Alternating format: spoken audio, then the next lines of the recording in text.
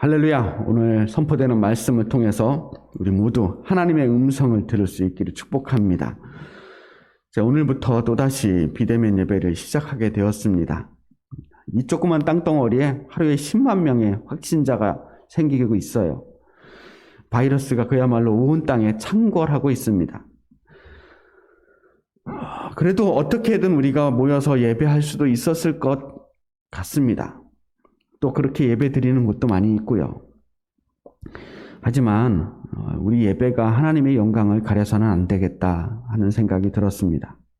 예배의 본질이 모이는 데 있는 것이 아니라 우리가 하나님 앞에 온전히 서 있는 것이라고 한다면 이 시간 한 사람이라도 우리의 예배를 통해서 고통을 겪지 않기를 바라는 마음으로 우리는 이렇게 또다시 곳곳에 흩어져서 예배를 하게 되었습니다. 모여서 예배하는 사람도 귀하고 흩어져서 예배하는 사람도 귀합니다. 귀한 마음들을 하나님께서 오늘 이 시간 받아주실 줄 믿습니다. 자, 오늘 함께 이 사도행전 8장의 말씀을 묵상했습니다. 오늘 이야기는 그야말로 초대교회 이야기, 교회의 맨 처음 첫 번째 시작하는 그때의 이야기입니다.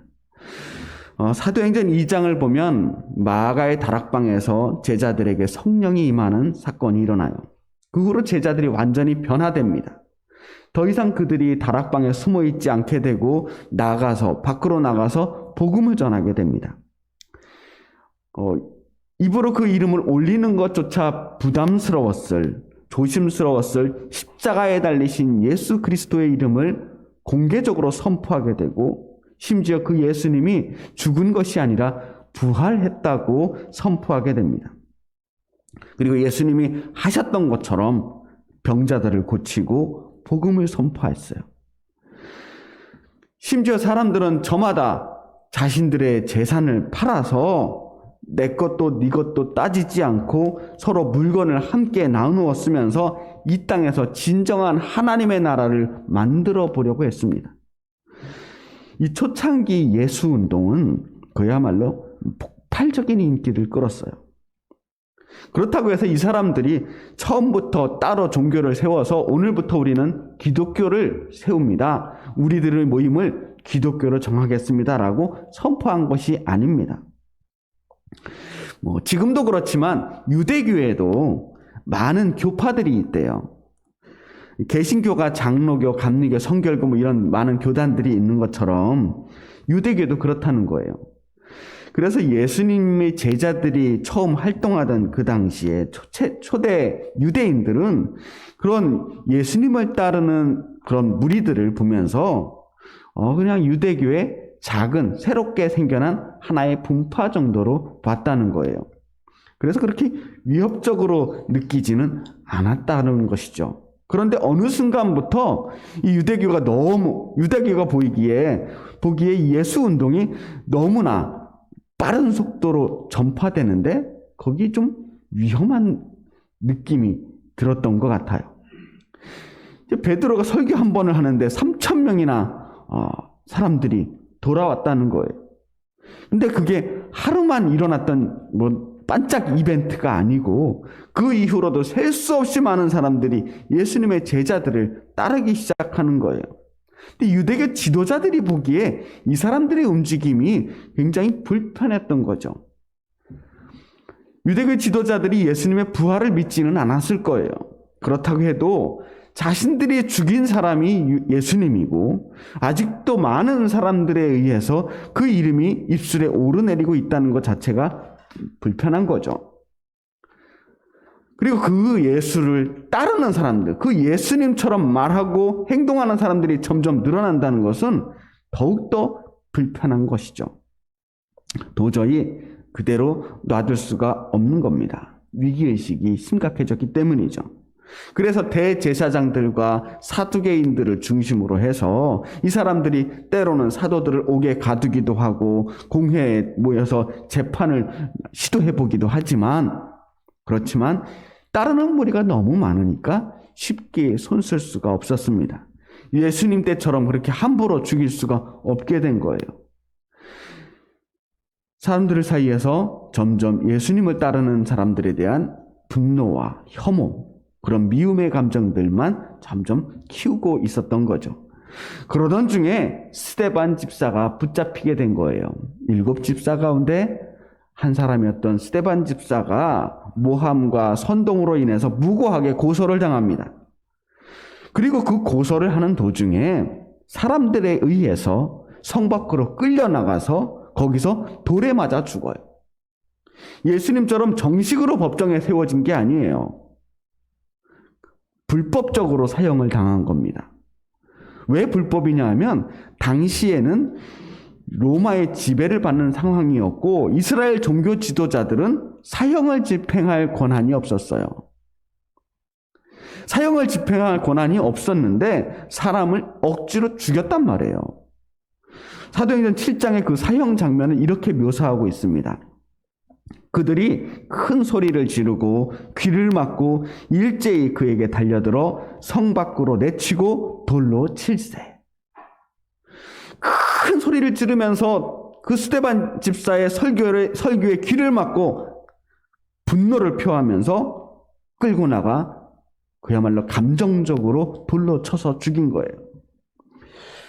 이 분노는 단순히 스데반 집사 한 사람에 대한 분노가 아니라 당시 유대교 안에 있던 모든 예수님의 제자들과 그들을 따르는 모든 사람들에 대한 분노의 표출이었을 거예요. 그리고 그게 터진 거예요.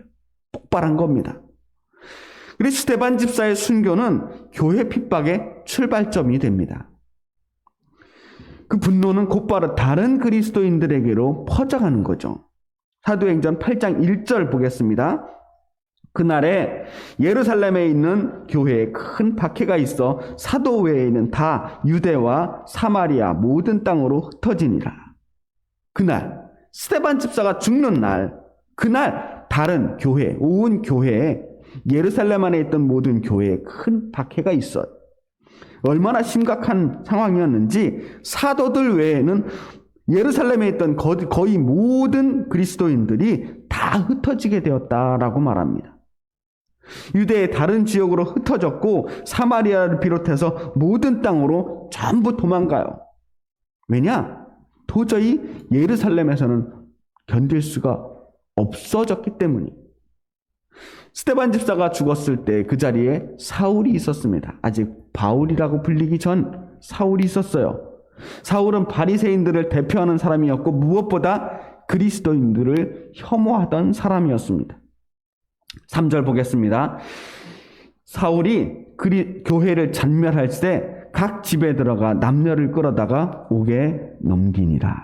사울이 교회를 잔멸했대요. 잔멸. 이 잔멸했다라고 하는 말을 헬라어로 리마이노마이라고 그래요. 리마이노마이.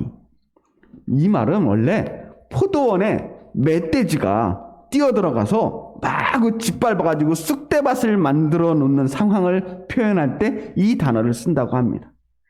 그러니까 이 사람들이 교회 공동체에 들어와서 그들을 마구 짓밟아서 엉망진창을 만들어 놓은 거예요. 쑥대밭을 만들어 놓은 상황을 잔멸했다라고 말하는 거예요. 예루살렘에 있던 그리스도인들을 뿌리 뽑기 위해서 집집마다 돌아다니면서 보이는 대로, 닥치는 대로 끌어다가 감옥에 가둡니다. 혐오와 광기로 가득했던 유대인들이 지금 같은 동족끼리 이런 끔찍한 일들을 벌이고 있었어요. 사실 이 사람들은 얼마 전까지만 해도 한 회당에서, 유대인 회당에서 안식일이면 함께 예배를 드리던 사람들이었어요. 그런데 이제는 정말 죽이고 싶을 만큼 미운 겁니다. 자, 이제 예루살렘은 지옥과도 다를 바가 없어요. 사람들은 마치 살기 위해서 얼마 전 아프가니스탄을 탈출하는 그런 난민들처럼 저마다 뿔뿔이 살기 위해서 흩어져 도망갈 수밖에 없었던 겁니다. 그런데 말이죠. 여기서부터 교회의 새로운 전환점이 시작됩니다. 분명히 초대교회는 어쩔 수 없는 상황 때문에 흩어진 거예요. 그들은 예루살렘에서 아주 폭발적인 부흥과 성장을 경험하고 있었거든요. 강력한 성령의 경험을 하면서 여러 가지 기적들을 경험하고 그야말로 행복한 신앙생활을 누리고 있었어요. 이것만큼 행복한 신앙생활이 없어요.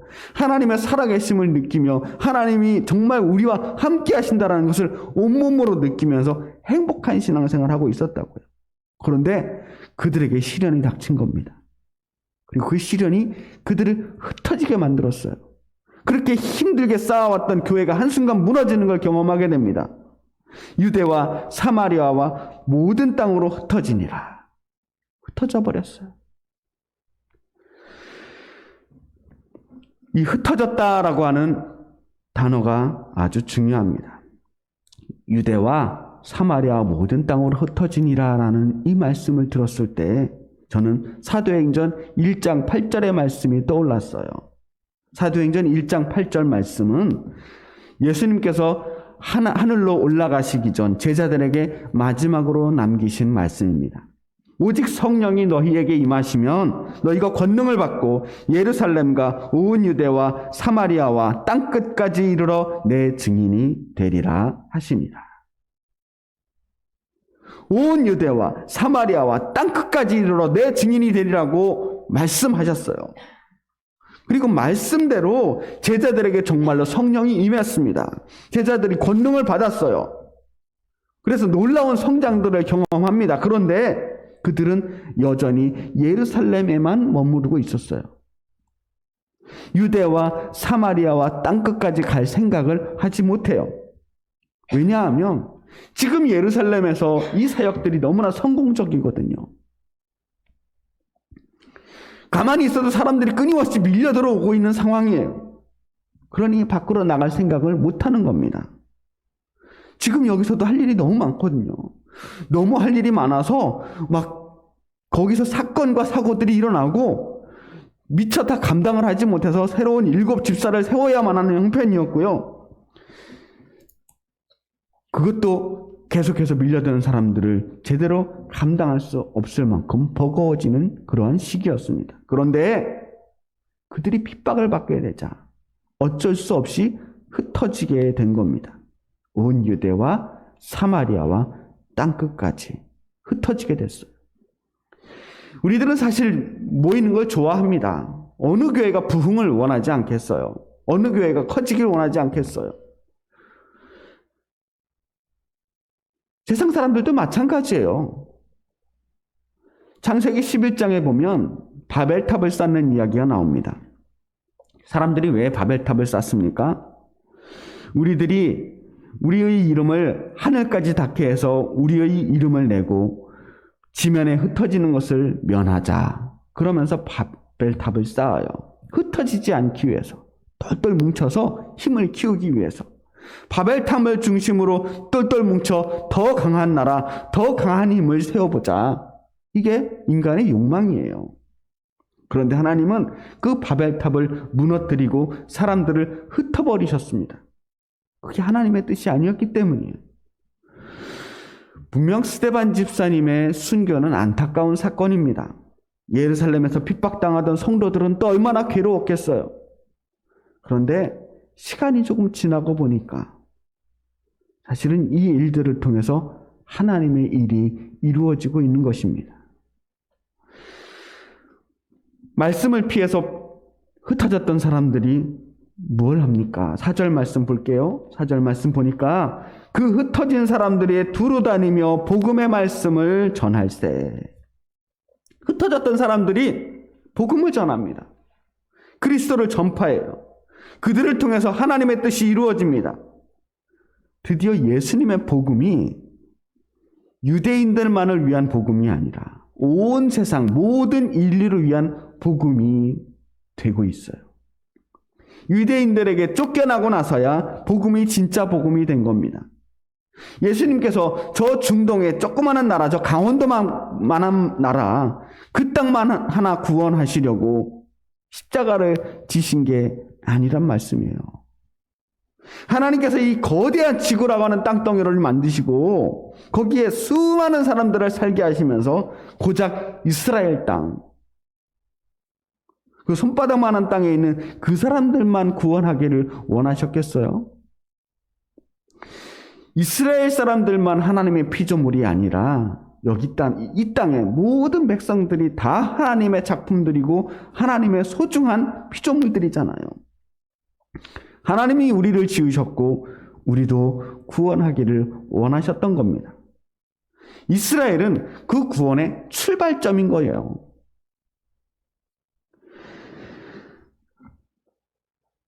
그리고 그 이후의 말씀을 제가 읽어볼게요. 빌립이 사마리아 성에 내려가 그리스도를 백성에게 전파하니 우리가 빌립의 말도 듣고 행하는 표적도 보고 한 마음으로 그가 하는 말을 따르더라. 많은 사람에게 붙었던 더러운 귀신들이 크게 소리를 지르며 나가고 또 많은 중풍병자와 못 걷는 사람이 나으니 그 성에 큰 기쁨이 있더라. 여기 빌립이라고 하는 사람이 등장해요. 빌립은 그 예수님의 12제자 가운데 있었던 그 빌립이 아니에요. 초대교회에서 세운 7 집사 가운데 한 사람 빌립입니다. 동명이인이죠. 이 빌립이 박해를 피해서 사마리아 성으로 도망갑니다. 유대인을 피해서 도망가는데 어디로 가야 할까? 유대인들이 쫓아오지 못하는 곳으로 가야 되겠다. 유대인들이 가장 싫어하는 땅, 일부러 피해가는 땅, 그래서 가장 안전한 곳이 될 수 있는 땅, 사마리아로 도망가는 거예요. 그런데 그곳에서 빌립은 그리스도를 전파합니다. 온갖 귀신 들린 사람들과 병든 자들을 고쳐요. 어쩌면 그 땅 사마리아도 정말 가고 싶어서 갔던 땅은 아니었을지 모릅니다. 애초에 빌립이 사마리아 땅을 품고 이 땅을 나에게 주시옵소서 복음을 전하겠습니다라는 계획을 세우지 않았을지도 몰라요. 흩어지다 보니 도망가다 보니 거기까지 간 것일 수 있어요. 사실 도망가는 심정이 얼마나 속상하겠습니까? 함께 세워졌던 스데반 집사의 죽음이 또 얼마나 마음 아팠겠어요. 예수 잘 믿었는데 구제도 열심히 하고 말씀대로 사느라고 최선을 다했는데 그들에게 돌아온 결과라는 것은 핍박밖에 없었어요. 하나님께서 왜 우리에게 이런 시련을 주시는지 이해할 수 없었을지도 모릅니다. 그런데 빌립은 거기서 하나님을 원망하거나 절망하지 않았습니다. 비록 사마리아까지 쫓겨왔지만 거기서도 복음을 전합니다. 중요한 것은 그가 어디에 있든지 사명을 감당하는 사람이었다는 거예요. 끝까지 내가 감당해야 될 사명, 복음 전하는 일. 예루살렘이든 사마리아든 아니면 땅끝이라고 할지라도 빌립의 사명은 복음을 전하는 것이었어요. 그런데 8절 말씀 보세요. 그 성에 큰 기쁨이 있더라. 그 성에 큰 기쁨이 있게 됐습니다. 빌립을 통해서 이 사마리아 성에 기쁨이 생겼습니다. 언제나 이스라엘의 천덕꾸러기로 소외받고 무시당하던 이 사마리아 성에 큰 기쁨이 찾아왔습니다. 빌립 한 사람으로 인해서 이 성에 큰 기쁨이 찾아온 거예요. 많은 사람이 가지 않았어요. 빌립 한 사람이었습니다. 우리의 계획은 조금씩 틀어질 수 있습니다. 애초에 생각했던 계획과는 자꾸만 엇나갈 수도 있어요. 그렇지만 그럼에도 하나님께서 우리를 통해서 하나님의 뜻이 이루어지게 하실 겁니다. 만약에 그렇게 해서라도 하나님의 뜻이 이루어진다면 그러면 우리의 인생은 성공한 인생이 되지 않겠어요? 내 뜻대로 되지 않더라도. 오늘 하고 싶은 말씀은 이겁니다. 초대교회는 비록 흩어졌지만 그 흩어짐으로 인해서 비로소 진짜 교회가 될 수 있었습니다. 흩어지지 않았다면 복음은 예루살렘 안에서만 머무르는 교회, 저 중동의 작은 나라 안에서 자기들끼리만 믿는 그러한 종교로 전락했을지 모릅니다. 그러나 초대교회가 흩어졌을 때 비로소 온 인류의 교회가 될 수 있었습니다. 그동안 우리 교회는 모이기에 힘쓰라는 이야기를 참 많이 들었어요. 교회는 어떻게든 모이기 힘쓰기 위해서 정말 많은 노력을 해왔습니다. 거의 모든 교회 행사가 다 모이는 데 집중되어 있잖아요. 총동원 전도주의를 하고 친구 초청하고 더 많이 모여야 된다, 출석해야 된다, 주일 성수해야 된다. 모이는 데는 정말 온 힘을 기울여 왔습니다. 열심히 모여서 기도하고 모여서 예배하고 찬양하고 모여서 밥 먹고 하여간 잘 모이면 신앙생활은 잘하는 것으로만 여겨져 왔습니다. 정말 모이는 거 중요하거든요. 왜냐하면 교회는 공동체이기 때문입니다. 교회 신앙생활은 혼자서 할 수 없어요. 그리스도 안에서 서로 모여서 서로 사랑하고 서로 권면하고 서로 섬기고 예배하면서 우리의 믿음이 단단해져 가는 거예요. 나 혼자 독불장군처럼 내 하고 싶은 대로만 믿어서는 성숙한 그리스도인이 되기 어렵습니다. 혼자서는 쉽게 일어설 수 없는 우리들의 믿음이 신앙 공동체를 통해서 더욱더 단단해져 가는 거예요. 그리고 우리가 혼자서는 결코 감당할 수 없는 크고 어려운 일들도 우리의 힘을 모아서 함께 연합해서 감당할 수 있게 하기도 합니다. 그래서 교회가 참 중요한 거예요. 그런데 잘 모이기만 해서는 안 된다는 거예요. 우리가 잘 모이는 것은 잘 흩어지기 위해서이기도 합니다. 건강한 교회라고 하는 것은 잘 모일 뿐만 아니라 흩어지는 것도 잘 해야 돼요. 계속 모이기만 하고 흩어지지 않으면 병든 교회가 됩니다. 모여서 자꾸 사건을 만들고 분란이 일어나요. 모여 있을 때는 훌륭한 성도인데 또 흩어져서 밖에 나가서는 삶의 현장으로 가면 교회가 되지 않는 일들도 많습니다. 교회에서는 집사, 권사, 장로인데 교회 밖에만 나가면 이순신 장군이 되는 경우들이 있어요. 적들에게 내가 성도임을 절대로 말하지 말아라. 나의 믿음이 하나님과 나와의 비밀은 아니잖아요. 세상 사람들이 아무도 몰라볼 성도, 그런 비밀 성도로 살아가는 일들이 너무나 많아요.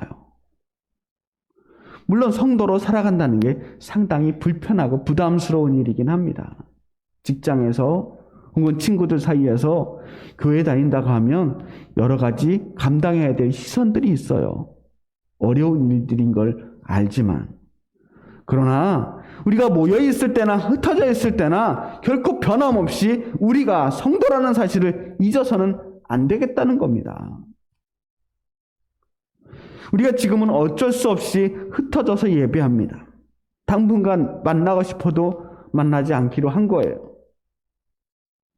한 주 한 주 마치 러시안 룰렛을 하는 기분입니다. 언제 걸려도 이상하지 않아요. 그냥 한 주 코로나 걸리지 않으면 참 감사하지만 만약 걸린다고 하더라도 드디어 올 게 왔구나 하는 심정일 것 같아요. 그래서 어쩔 수 없이 이렇게 온라인 예배를 하기로 하고 흩어진 겁니다. 지금까지 우리가 모이는 엘림교회를 다녔다면 이제 당분간은 흩어진 엘림교회 성도들이 되어야 하는 겁니다. 여러분 한 분 한 분이 다 엘림교회예요. 뭉치면 우리 공동체가 엘림교회지만 흩어지면 여러분 각자가 다 엘림교회입니다. 우리는 전부 한 사람 한 사람이 교회예요. 우리의 몸이 몸된 교회라고. 주님의 몸된 교회가 우리 한 사람 한 사람이 다 교회일 때 완성되는 겁니다. 우리가 다시 만날 때까지 여러분들은 엘림교회에서 파송된 선교사들입니다. 누구를 만나든지 여러분들이 흩어진 교회, 흩어진 성도임을 기억하시기를 바랍니다. 신앙생활 하려고 하지 마시고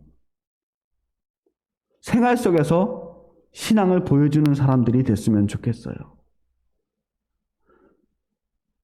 그냥 익숙한 대로 하던 대로 겉으로 보여지는 성도로만 만족하지 말고 우리의 삶 속에서 우리의 신앙을 완성시켜야 되겠다는 겁니다. 여러분의 가정에서, 여러분의 친구들 속에서 여러분이 속해 있는 그 삶의 자리에서 그곳을 거룩한 곳으로 만들어야 되겠다. 그 거룩한 곳이 바로 빌립이 만들었던 사마리아처럼 큰 기쁨이 있는 곳으로 만들어야겠다는 겁니다. 여러분이 계신 그곳이 어떤 곳이 되었든지 간에 여러분이 있는 그곳이 사마리아 땅이 변화된 것처럼 그곳에 큰 기쁨이 있는 곳으로 변화됐으면 좋겠다는 겁니다. 하나님께서는 우리가 어디에 있든지 우리와 함께 하십니다. 하나님의 나라는 어떤 나라인가? 하나님이 통치하시는 나라라고 했어요. 근데 또 다른 관점에서 보면 하나님의 나라는 하나님의 백성들이 사는 나라입니다. 우리가 진정으로 하나님의 백성으로 살아간다고만 한다면 우리가 살아가는 바로 그것이 하나님의 나라가 되는 겁니다. 이제 흩어져서 살아갈 우리 모든 엘림교회 성도 여러분이 어디를 살아가든 어디에 계시든 항상 하나님의 나라 안에서 하나님의 백성으로 살아가며 승리하시길 주님의 이름으로 축복합니다. 기도하겠습니다.